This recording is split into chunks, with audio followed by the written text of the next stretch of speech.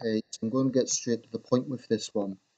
Um, Footage has emerged recently of clashes outside the Turkish embassy in Washington DC, and it appears that what happened was there were some demonstrators, whether they were Kurdish, whether they were PKK supporters, isn't entirely clear. There's mixed reports going around.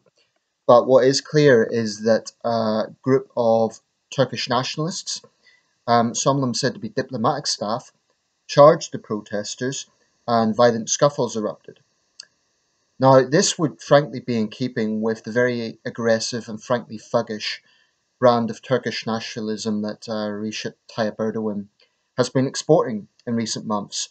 We've seen this in the Netherlands, again, where ultra nationalist Turks were demonstrating in the streets of Rotterdam, and in Germany. Recep Tayyip Erdogan has shown himself to be an arrogant autocrat who believes he can do whatever he wants. And for me, this is frankly a bit hard to stomach. Now, I'm not American. It's up to the Americans how they respond to this. But I do feel collectively, Western countries have, over a long period of time, had to show a certain degree of tolerance, or shown a certain degree of tolerance to nationalism imported in.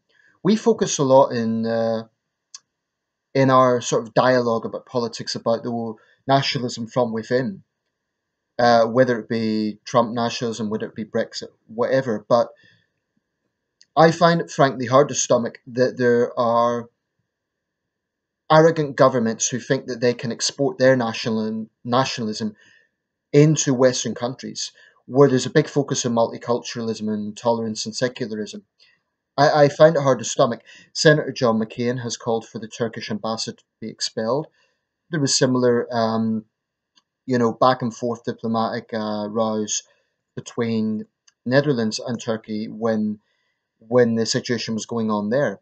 Um, we've seen similar things in the UK, not necessarily with Turkey, with other countries. We've seen it with Chinese nationalists and others.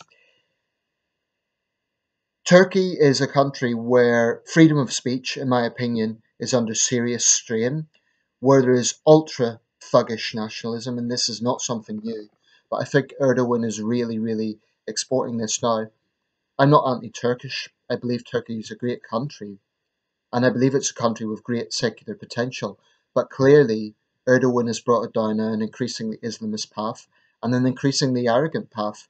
This is a man whose vanity is legendary, and many Turks feel deeply uneasy about this situation.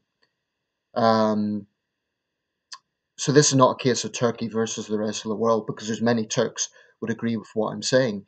Erdogan is bad for Turkey, but he is bringing this very nasty, thuggish form of nationalism and he's exporting it abroad.